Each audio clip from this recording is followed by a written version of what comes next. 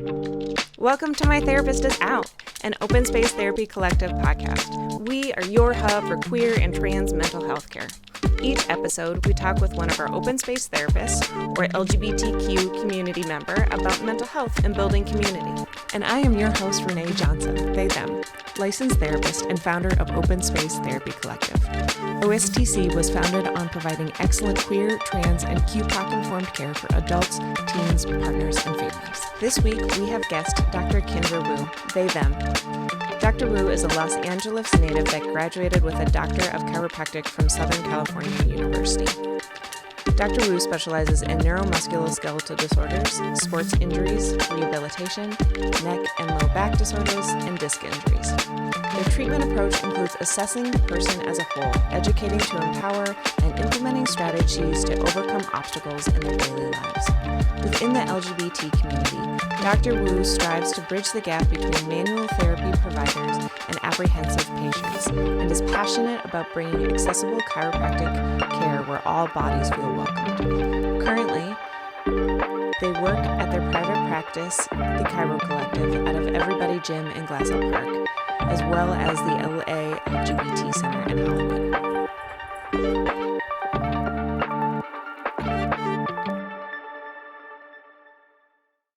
As we dive into today's topic, please keep in mind that this is a mental health podcast. We will talk about sensitive and difficult issues that are not appropriate for all audiences. Please take care while listening. We have a really great conversation today with Dr. Kindra Woo.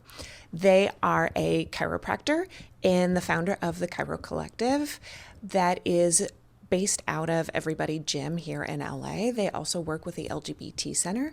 We really get into what it means to be a queer and trans provider for other queer and trans people, the benefits of that, the approach that Kindra takes to their chiropractic practice, which is very aligned with what we do at Open Space Therapy, very human-centered, very let's be transparent about what's happening. Let's be realistic about the goals that we're achieving. Let's look at your whole person and be very holistic in looking at not just what your skeleton is doing, but the things that your life is contributing to any pain that might be having. Is this good pain? Is this trying to tell us something?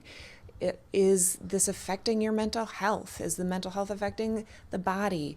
And how to really use and understand chiropractic care to live a fuller life in a way that feels good to you. So join us, dive in. You can find Kindra at thechirocollective.com. And of course, let us know what you think about the episode. Any questions that you have, please send them our way.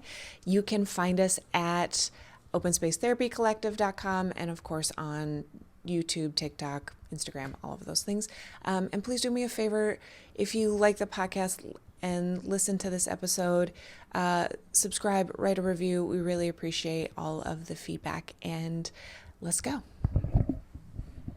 Welcome back to My Therapist is Out, an Open Space Therapy Collective podcast. I am so excited because today we have Dr. Kindra Woo with us, who is a chiropractor with Chiro Collective, which you founded when? 2019. February 2019. Right before the pandemic. Exactly. Good timing is what I'd like to say. Perfect timing to be in person and touching people in small rooms. Right. In small rooms and windowless, no filters, and then having to be very close and intimate with them and their bodies. Yes. Mm-hmm.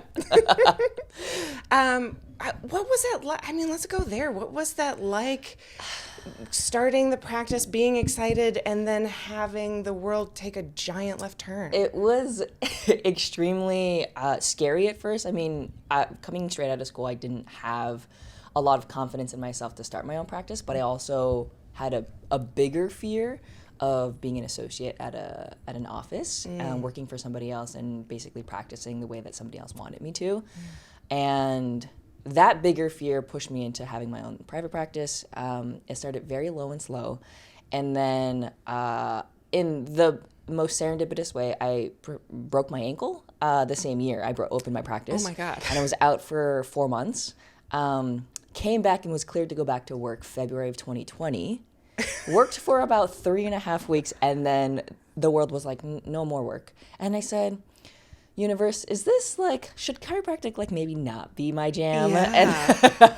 And so it took a lot of just like digging deep and perseverance and like trying to like pivot. I did, and this is going to sound wild, telehealth chiropractic for like 2 months. Wow. And it was an interesting step into technology in which everything was going telehealth. And I think there are lots of ways that like chiropractic can help people other than just like physical touch, even though physical touch is very powerful. But it was a very interesting like eye-opening experience. And then we slowly started to like get back into being in person. The gym that I'm at, Everybody Gym, is really great at like accommodating and like getting the things that like was going to be helpful for me to have a space that was COVID conscious and that, you know, could accommodate me and my space there. So, yeah, and that was a fascinating experience. And coming out of COVID, it definitely is a much smoother. I'm getting my footing a little bit. So 5 years into practice, and I feel like there is, you know, more developments, and I feel much more comfortable. Yeah. I mean, that was so much to go from like, okay, I'm going to start a practice, to breaking your ankle, to COVID happening, to figuring out how to do chiro telehealth. Exactly. Chiro telehealth. And honestly, I knew this going from the very beginning. I knew that like the words that I were using, the like approach that I had, just like the seeing patients in ways that other chiropractors maybe have not had the opportunity to listen to patients before. I knew that there was something there that was not just like, hi, how's it going? Your back hurts? Lay down. So I was kind of like leaning into that, and I really found that like there is a little bit more power in just like the education process and like listening to folks and like, you know, which I think has a lot of overlap with therapy, because therapy can happen through telehealth. It doesn't have to be in person. Yeah. Can you talk a little bit about, we're just diving in. Can you talk a little bit about the differences in how traditional chiropractic has happened and your approach? Because I see Kindra for chiropractic, and they are incredible. I would highly recommend. But it's a very unique, very human approach that I have not gotten with other chiropractors. I do think that the difference in the type of chiropractic that most people maybe see online or in social media or have experience with, or like just know a little bit about chiropractic, it gets very wrapped up in the fact that like adjustments are the only things that chiropractors do, and like that's the, you know, the whole if all you have is a hammer, all you see are nails. So like, you know, people will come in with back pain and say that just needs to be adjusted, and I think that approach limits the capabilities of like what the profession and the education really is allowing chiropractors as a whole. I like to describe chiropractors more as like a portal of entry in musculoskeletal conditions. And the way that I think about that is kind of like, it's not just spine related, and it doesn't always have to be pain related. And so sometimes that turns into like somebody who maybe has an ankle sprain and wants to get back to playing soccer. Maybe that's a mom who is really recently has a newborn and is breastfeeding, and it's like, I have neck pain because I have to look down for 8 hours a day.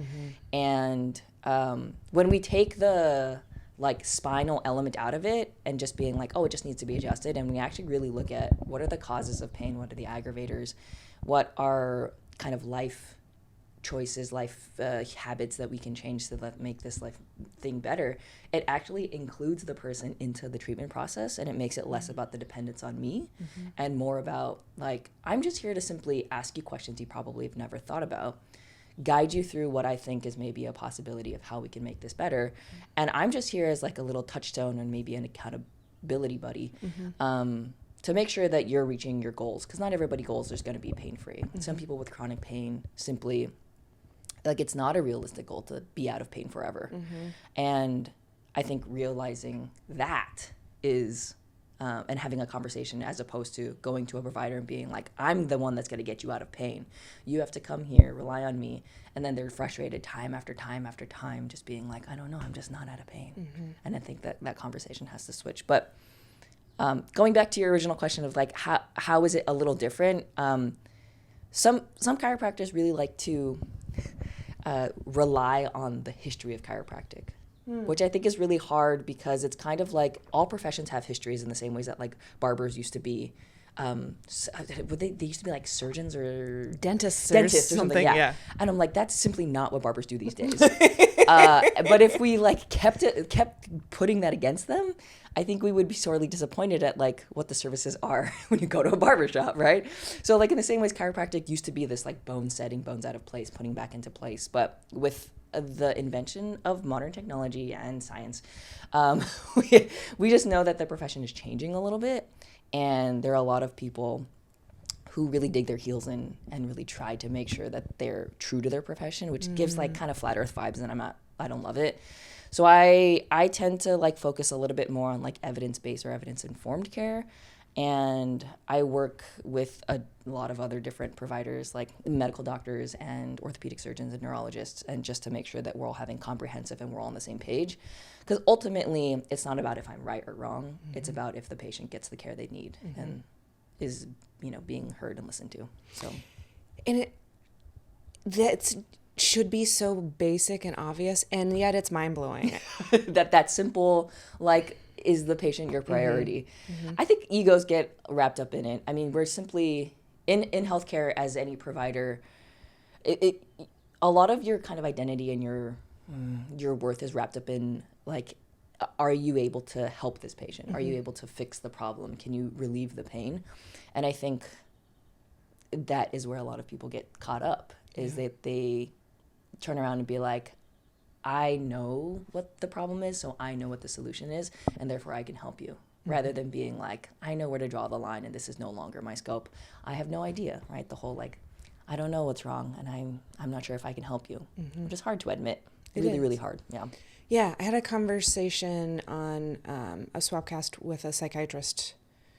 Well, I guess I don't know in like publishing time, but in real time, like a month ago, about exactly this in psychiatry and mental health too, is as humans, we have such a hard time saying, I don't know, or this is beyond my scope, or like, I know a little bit, but not that much. And it's at a detriment to everybody. It is. Because then you're providing bad care. Even if you're a good provider in other areas, you're providing bad care, the client's not being treated or getting the help that they need. Yeah. And to your point, like, and this is true for psychotherapy also, is we're not going to make your symptoms completely go away. Never. Like we're still humans in the world. I'm still going to sleep funny, or I'm still going to have a chronic illness, or I'm still going to have anxiety. Exactly. But it's how to live as effectively as possible with those things. Right. How to manage it. Because I think when we get so focused on fixing the problem or like completely eradicating it, like we live in absolutes almost. And I think that's where the fault of a human or the fault of perfection, right, comes into play, where like it simply is changing the mindset about what pain is. And I also always try to let folks know, like, pain is literally something that's like a communication system in your body, and it's trying to tell you something whether you're listening or not. And I think it's an incredible privilege to feel pain and also not feel pain, and like the same, the same effect, right? But at the same time, we also need to acknowledge like what pain is detrimental to our health, and what pain is just simply a messaging system that you're like, okay, this is simply not something that's life-threatening or serious. And sometimes you do have to incorporate other healthcare providers to like help you assess. I don't expect everybody to like know that this is cancer, but I also think that it's wise to like have a second set of eyes to be like, okay, I understand you know your body, and I know that this is what you're saying, but like I'm either, yes, I'm concerned that I have to send you somewhere else, or no, I'm not concerned and I don't have to like escalate this any further. And I think that reassurance maybe sometimes is really helpful for patients. Totally. Yeah. How do people tell? Like, right, like pain is helpful, right? Yeah. Like that's how we know like our hand is burning if we're touching the It's stove. fire, take it away. Yes, we want these things to happen. And then when it gets to chronic pain or continued pain, or you can't find the source of the pain, how does a novice go, oh, I slept funny, this is weird, and I'm having a kink in my neck to work out, or this is something else? It's such a tricky question. It's such a tricky question with chronic pain. Chronic pain is something that they've probably had for a long time. They are very used to it, but also there's the survival technique that I always talk about your body disassociating to continue to live and be like present in your life. Like if you have a job and you also have chronic pain, how do you continue working and focusing on a task that you're paid to do and live with your pain? So all the times people disassociate, or they ignore it, or they're just like, this is my new normal, this is my baseline. Like what used to be a 5 out of 10 pain is now they're 1 out of 10 pain because simply the scale is moved. That is really tricky, and it boils down to like what in their life is being affected. How are they either operating? How are they living? Is it bothering their like daily life activities, cooking, cleaning, sleeping? Are they unable to like have fun and pleasure? So we look at those kind of markers as opposed to just the pain itself, and seeing how we improve other functional ways of feeling better. From an acute pain standpoint, I always ask them, like, is it something you've had before? Does it feel like, and then we go like off of pain quality factors, like, does it feel sharp and shooting or dull and achy? Pain scale is one of those things where it's a very controversial topic, right? The whole, like, on a scale of 1 to 10, how bad is your pain? And a lot of people say, this question is always really weird because I don't know what 10 is. Like, I've never had a 10 out of 10 pain, or if they've had a 10 out of 10 pain, their 10 out of 10 pain is different than somebody else's. But I simply am not asking because I want to know compared to other people. I want to know compared to you. Like, in your life, does this feel like a 10 out of 10 emergency? Or does it feel like, nah, it's kind of a 2 or a 3. This is like not that serious to me. The other thing that gets brought up is like, I have a really high pain tolerance.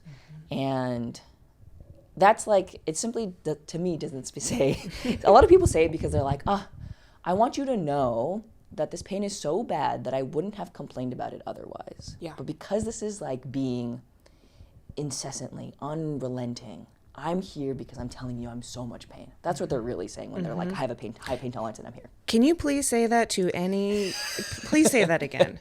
Because that is so important, and something that gets talked about a lot is how often medical and mental health professionals don't hear what the person is actually saying.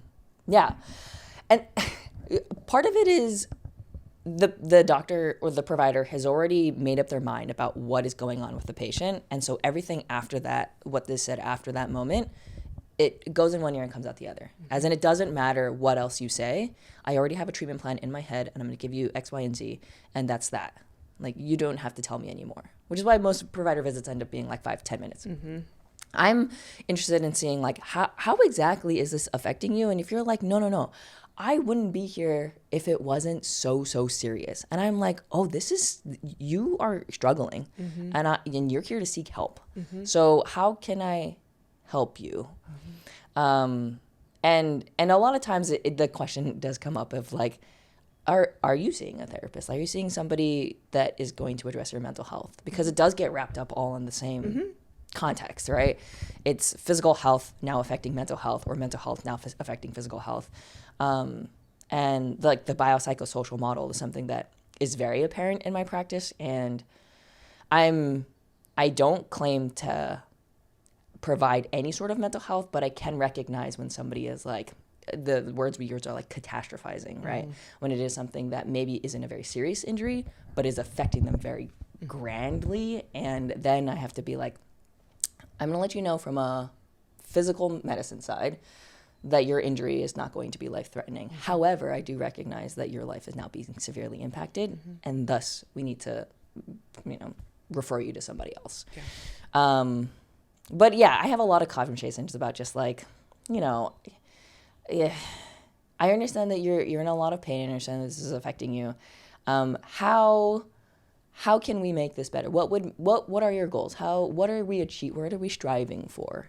And I think that then boils down to like, I'm trying to tell you versus like, oh, I see that you're seeing me. I see that you understand that like these are the parts of my life that are being affected, which is, I think a lot of people are like, nobody's ever had that conversation with me, or like, I've never had to think about that before.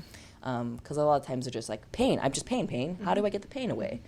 That's simply not the only thing that matters. Yeah. I have pain, fix the pain, and I'll see you in exactly 2 weeks. When I'm back in pain. Yeah.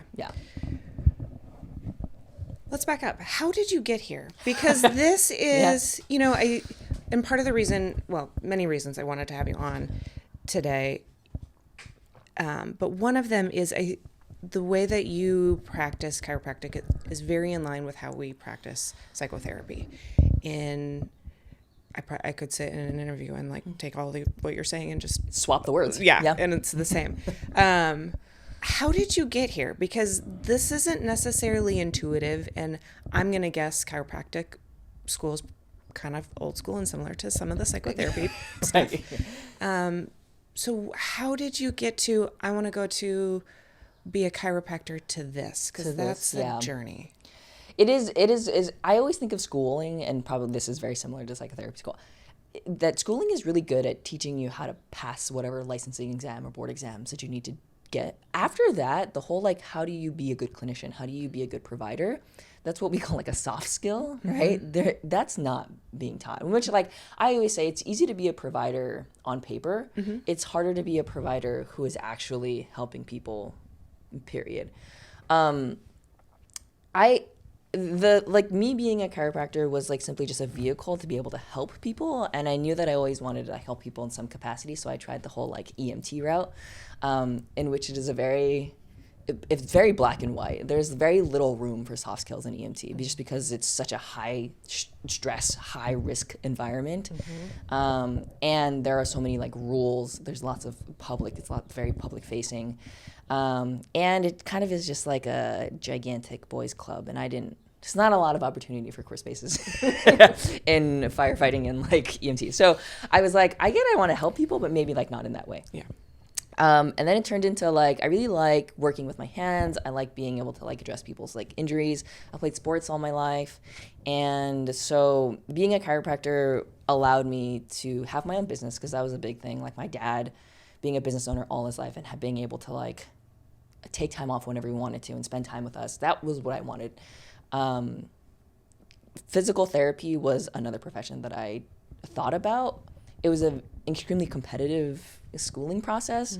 And I think in California, physical therapists just like are not able to have the maybe like autonomy.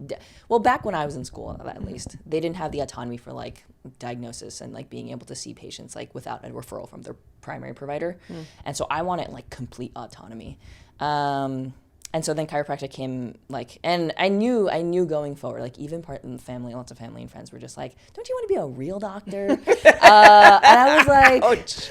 Yeah. And I was like, oh, okay, this is something that I'm good. And the stigma still exists. Yeah. And I am like, well, really digging deep and trying to be like, okay, even though I know people may disagree with the type of practice this is, I also know that in my heart I don't have to practice that way if I didn't truly believe and subscribe to like what they were teaching and like what the stereotypes were.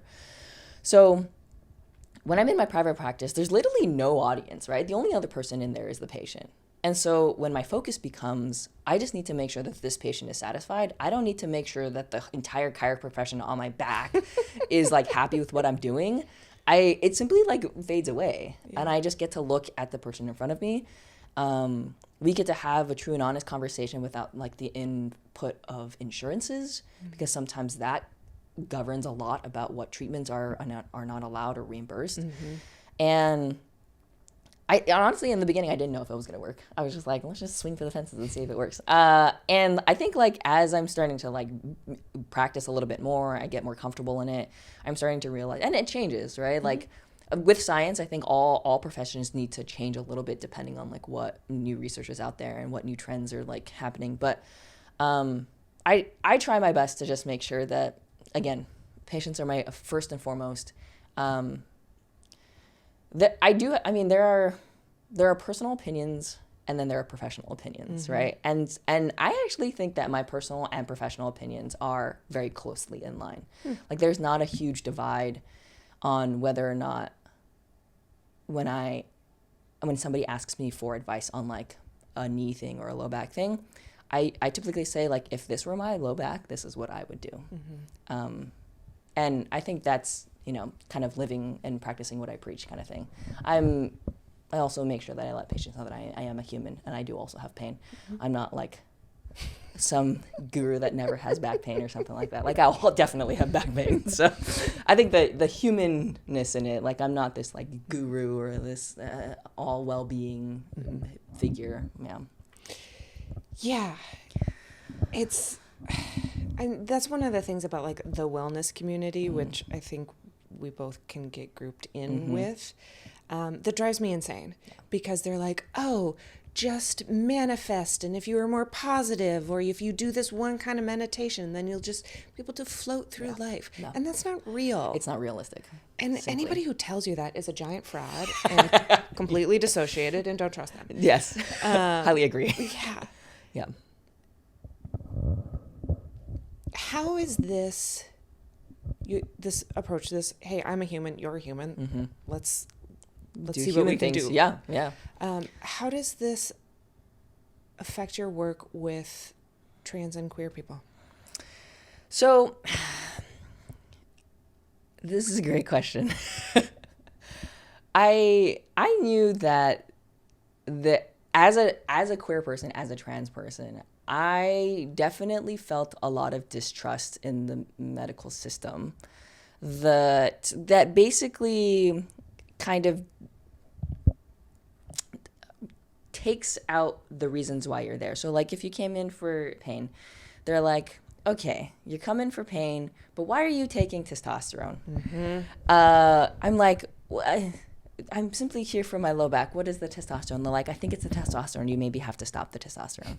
And I say, okay, well, I don't think that this is relevant, but you're the provider that my insurance sent me to, so I simply have to engage in this conversation to get what I need, to get relief. And I feel like this is such a, like, you're up the creek without a paddle situation.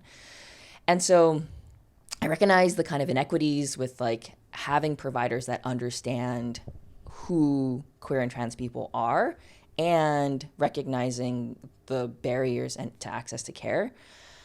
So I simply wanted to be a provider that could bridge the gap between folks who are distrustful of many medical providers, who maybe didn't have the opportunity to be somewhere where they're like, simply like their queerness and their transness is taking out of the equation. And like, I simply am looking at you as a human in front of me who like is struggling and needs help. We have lots of conversations about like upcoming surgeries, like gender-affirming surgeries that can affect the way that they experience pain and or their treatment protocols, right?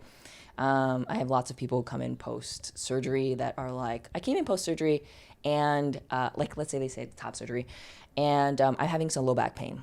And if they come in post-top surgery with low back pain, I just simply can't have them lay on their stomach, right? But if you went to the chiropractor down the street, they'd just be like, can you lay down? And be like, do you know what top surgery is? Like, and I'm just not, I don't think that that's an important part of the conversation, to have a patient explain to their provider, I've had this surgery and I can't lay face down.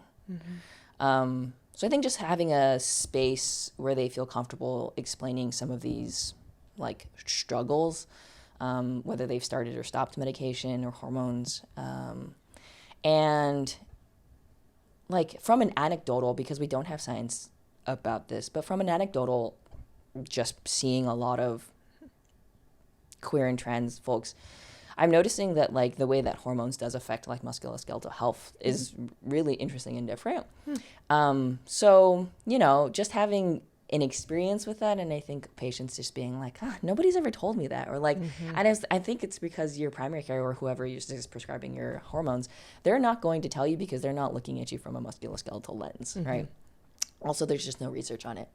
But me just being like years of seeing this is what these are the patterns that I'm observing. So I think that's really cool to just be in a space where like, hey, I don't really know how this is affecting me, but this is what I'm having, and I can either affirm or deny whether or not, like, for instance, something that's really common is masculinizing hormones, so somebody who's on testosterone, having a lot of numbness and tingling going down their arms. And this is a human thing, but everybody loves the pec muscles. So a lot of masculine presenting folks will either do lots of push-ups, and the testosterone will increase their pec muscles so fast that their nerves can't catch up. And now they're getting a lot of like radiating sensation down into their arms, and I simply am like, okay, we're gonna lay off the push-ups for a little bit, and, and it's just simply your nerves can't catch up, and nerves take years to heal versus muscles taking months to kind of develop. And I think it's just a little bit of a discrepancy between that. Which, even the fact that you're able to have the conversation, know what people are talking about, not be like, this is a weird thing, that must be the problem. And be able to see enough trans clients that are going through this that you're like, oh, here's a pattern. This is knowing that the muscles and the nerves or how these things work together, this makes sense. Instead of, well, we better just stop that. We better just stop, And I think the common solution that most providers who are unfamiliar with this type of patient or like these medications or musculoskeletal injuries, the common default treatment is just stop whatever you're doing. Like if it's the squatting that hurts, just stop. If it's the hormones that you just started, just stop. I'm actually not, I mean, unless there's something like super serious, like you broke your leg or something like that, then obviously stop walking. But if it's something like, you know, I started hormones and I'm squatting and it hurts my back when I do that, I'm like, let's look at the squat. Let's leave the hormones alone. Like, let's look at the squat and let's really see, like, is that affecting us? And I very rarely tell people, like, stop exercising. I think actually exercise helps a lot. It's just a matter of, like, dosage. It's like type of exercise. Are you going too hard, too fast? You know, those kinds of things. So that's a very interesting conversation because their primary is probably like, just stop doing what you're doing. Just stop living your life. They're like, what? My mental health, though. So I try to just like take things for what they are, meet the person where they're at, and ultimately just knowing also when to refer. That's huge. What are you hearing from clients about their experience? Because you work in two very different spaces. So the LGBT Center is huge. Everybody and their grandmothers know about it. And serves a lot of people. It has a wide reach, where your private practice that's located at Everybody Gym is much smaller and more intimate and closer. What are you noticing in what clients are reporting and working with you, the different types of things that they're coming in and saying? So at Everybody Gym, because it's a private practice and because I'm simply like, this is where I get to be my own provider. The access to care is much easier. I have sliding scale options. I have pay what you can options, but I simply don't take insurance. And so I'm noticing that a lot of people there they are the working individual. The rates of differently abled, like disabled bodies, is a lot lower. They have access to mental health care. And I also think that they have accessibility to being able to move their bodies in the ways that they want without having to worry about time or money. At the center, 90% of our patients are Medi-Cal, Medicare, Medicaid, or on some sort of insurance. Like, I rarely get cash paying patients there. Because the center is a federally qualified healthcare center, it opens up a lot of doors as to like who we're allowed to see. And to me, that was always the problem with my private practice, is I was never able to take Medi-Cal patients. But here I am. And so being a provider there, I have limitations on what I'm allowed to do simply because insurance won't allow us. But I still continue to have these conversations, right? Conversations are not billable. So it doesn't mean that I can't have them, but it also means that like I can say a lot of things that maybe a provider wouldn't be able to spend time with them and say. Barriers to care at the center include a lot of houselessness, a lot of access to food, water, shelter. A simple conversation, something like, when I ask folks like, hey, is the pain bothering you at night? And they're like, yeah. And they're like, I say, well, it's as opposed to like, how do you sleep at night? Or like, what position do you sleep at night? The question is like, do you sleep in a bed? Because sometimes they don't. And just recognizing that there are differences in the ways that people live in two different communities. They're still very queer, so that's my favorite. But the conversation shifts a lot as to like what types of work they're doing. Most of it is not sedentary. Most of it is very labor intensive. So like those kinds of things change. And also access. I mean, the center in itself does a great job at trying to increase access in all spaces, except there's only so many of me and so many hours in a day, and the wait list there is months long. Yeah. So even if you do get in to see me once for a new patient visit, you're probably not going to see me again for another month, right? And that's just simply not enough, right? And this is a systemic issue. This is simply not like the center's fault or my fault. This is like, as a whole, we just need funding for medical and mental health exactly. care, access, and housing. So it's a completely bigger topic, but I do think that me being there and just like starting a program, we're growing a little bit. We have 2 chiropractors, me and another chiropractor now. So we're starting to grow a little bit, and I think also from a Western medicine perspective, all of the patients have to come through their primary cares, but primary cares are now realizing that they have other options other than just either medication or physical therapy to send their patients to, which I think is huge. So just being able to have access to somebody who they can talk about, as opposed to being like, well, I had some medication and it didn't really work. Now what? I stopped, I rested, now what? Right? So I think that that's really a great way to have access to a certain subset of patients who may not be able to come see me in my private practice. Yeah, that's awesome. Yeah, the center does great work. It's the same thing with their mental health programming, is months-long wait list, and then you can only see, I forget what it is, 12 sessions or something like that. Exactly. And then you're gone. Yeah. And then it's over. Yeah. Because of funding. Because of that's what their insurance allows. That's what the center can afford. Yeah. And they're just trying to have hands on a lot of people, which is not an easy. There's just not an easy problem to fix. No. I think this is going to be around for a long time. Yeah. And personally, I've had a lot of struggles of being like, this wait list is 50 people big. I got to get down to 0, and then just being like, it's just a never ending. It will never get down to 0. Yeah. So then I've had to back up and be like, how can I just provide quality care to the people who are here? Yeah. And not worry so much about this like big existential crisis of what healthcare is in America. The different episode, different conversation. Yeah, simply. I feel like maybe we need a round table with a few of us in the mental medical. Yeah, that would be interesting. Yeah. It would either be really interesting or just be like an hour-long soapbox of us being like, burn it down. Yeah.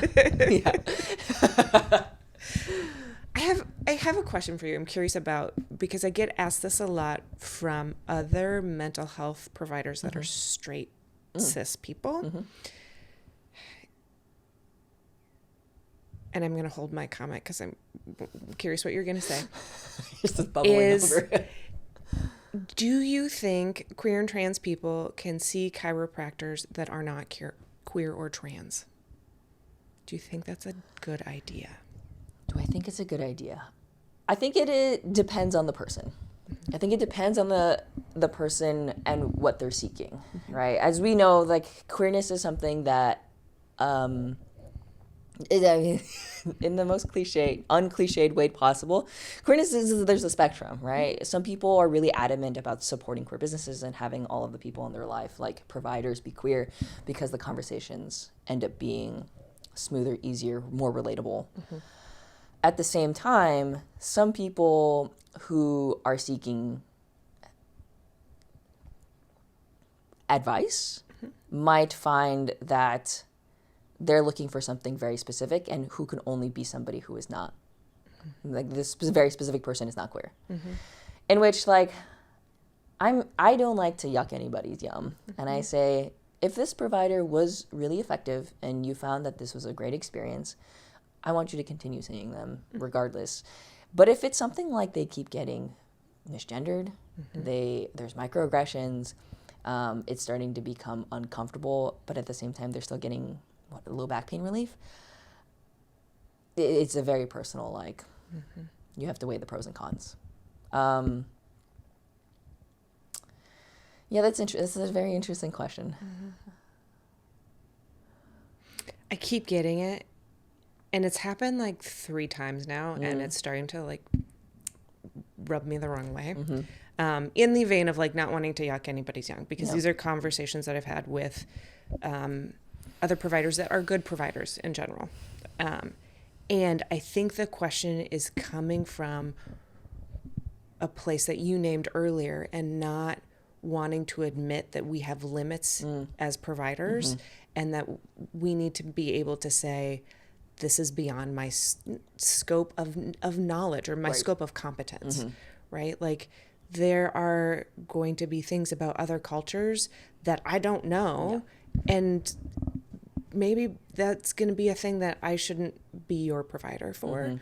And I think there's a thing with like queer and trans people that providers get cocky because they've watched a drag race or 2, or their cousin's gay. Their cousin's gay, their neighbor's trans, Yeah, and so they know, they get it. And I understand, when it's just, you know, yes, if it's general, I got lower back pain, fixed my lower back pain, whatever. If it's general, I have anxiety, give me some anxiety meds, whatever. But when it gets into the more detailed, intimate, biopsychosocial work, right. Like, is there intersections that do relate to the fact that they are queer and trans that like maybe a provider will not be able to understand? I do think that that's where we kind of have to draw the line.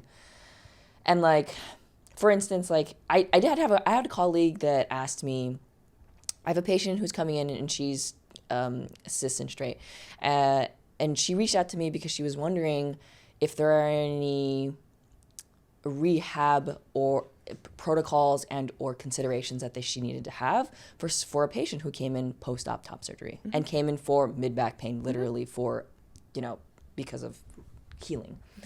And I said something like, can I call you? Because it simply wasn't like a text message like answer of like yes or no, or like these are the 2 things you need to worry about.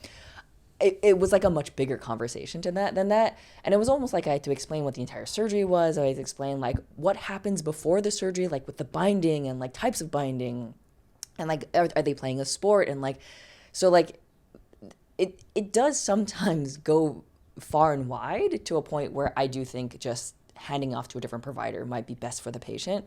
However, if it's something like I have an ankle sprain, but I'm also trans, I'm not sure that really matters. But I think that the intersection of it within mental health is a lot bigger than it is with physical, like rehab and musculoskeletal pain. But I do think that there is at some point a point where, you have to acknowledge that this is simply not something you are well versed in and need to refer out. Yeah. Okay. The fear I think a lot of providers have is that once they tell the patient, I'm not equipped to handle this and I can't do it, it means that one, they're less than, and that it also means that they're going to lose money and business and patients. And I am simply like, there are so many people injuring themselves, and it's just a revolving door of abundance of patients. You're never going to run out of patients. So refer to the ones, but if in fact it makes you a better provider to refer patients, because that means that you acknowledge that there is somebody who is better for this patient. Yeah, which there's a psychiatrist that we'll refer to that's really good in working with ADHD, which is a really tough diagnosis to work with, but they're not necessarily queer and trans informed. And the reason we keep referring to them is they've been able to say like, oh, this person is on some gender affirming medication that I'm not familiar with. Here, we're going to refer them to somebody who does. And that's built a lot of trust within our practice to be like, okay, great, we will continue to refer people who aren't on those medications to this provider. As opposed to either pretending or like not or doing something that maybe is not you agree with. What we talked about this a little bit, but jumping topics, what are some of the big misconceptions? Chiropractic is one of those things that is still kind of a mystery to the general populace. And everybody's got all sorts of ideas about it. Yes. When I hear that somebody has been to a chiropractor before, I typically ask them, like, how was your experience? Because it can be far and wide. It can be, it was great, I love my chiropractor, I've been to a chiropractor since I was a baby, my parents love the chiropractor, to I went to a chiropractor once and I felt horrible afterwards. Or I've read the one article where that chiropractor killed somebody. And so I have to always see where they're at. A lot of times I ask them like what they're comfortable with, what they are looking for. The kind of like big open-ended question is like, what are your expectations for this visit? Because then I think it puts us all on the same page as to like, if you're looking for somebody that just wants to like not talk to you, like lay down and adjust you and then go home, I simply sometimes even say like, I don't think that this is going to be a good fit. And I have to be like, go down the street, you're going to find somebody that you're going to pay probably less money for, spend less time at, and you're not going to be asked questions that you don't want to answer. So I kind of like let them know what my style of chiropractic is. And then I get a lot of like, hey, I just feel like my bone is out of place and I think I want you to put it back into place. And then we have to go down this rabbit hole of like, just science doesn't really say that anymore. X-rays don't really show that. So it's a lot of educating and having this kind of big conversation about misconceptions and then having to take what they understand in their brain as a very easy mechanical model, reframe it, kind of like have them unlearn and then relearn, which is a really tough, hard conversation to have first off in a very new visit. So it depends on who I'm seeing and like what they're looking for and stuff like that. But I typically try to have a conversation like that because I think it's important for them to not be misinformed about what kinds of things other chiropractors have said. And that's not to say that like all chiropractors are going to say something misinformed me, but like I'm like, if I have an opportunity to say something and a patient is willing to listen, then I think there's an opportunity to develop a relationship that is more trustworthy depending on, what they're open to. Misconceptions. There was a misconception that I really wanted to dispel. What is it? There are, so one thing I'll hear a lot, and I'm curious what you say, is, well, I went to a chiropractor once, but it didn't fix it. It didn't help, yeah. And that's when I say, what did they do there? Like, did they just put you on these little patches? Did they put heat on it? Did they tell you not to exercise? Did they just adjust you?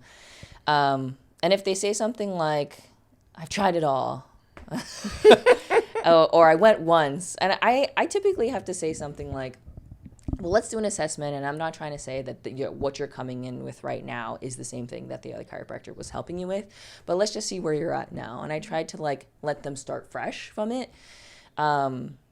or try a bunch of things that they maybe haven't tried. Like if they're like, the past chiropractor never gave me stretches or exercises, I'm like, let's hit it hard with the stretches and exercises and see if that helps.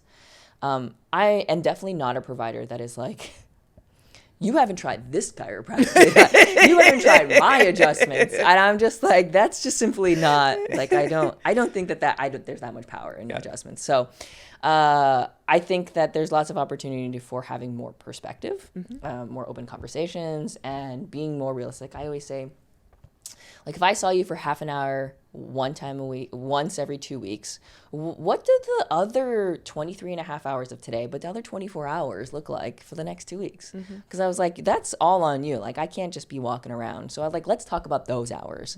What are you doing? How are you helping yourself? Are you doing stretches or exercises? Like, I think that's a much bigger conversation because then it puts the onus on the patient. And then there's some accountability and responsibility. Yeah, and it's really important because same with what we do. We get a small piece of your time, and the rest of it is your life. Is your life. And it's maintenance care, I think, is a big piece of it. Yeah. Where like if you go take a medication for a cold, you take it for 3 days and then you're feeling better. That's a whole different style of treatment, Right. where this is much more about getting your body caught up and being able to function in your life. And that doesn't happen in 25 minutes. Exactly. It will not happen in 25 minutes.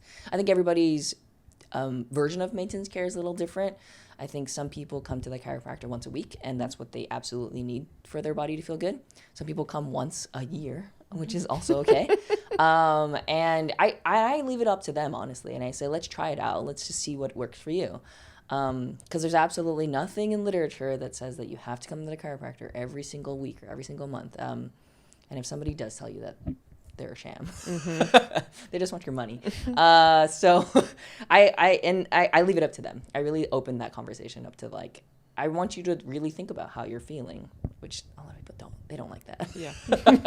They're like, I want you to tell me. Yeah. Just fix it, Kindra. I simply cannot, will not. That's not my job.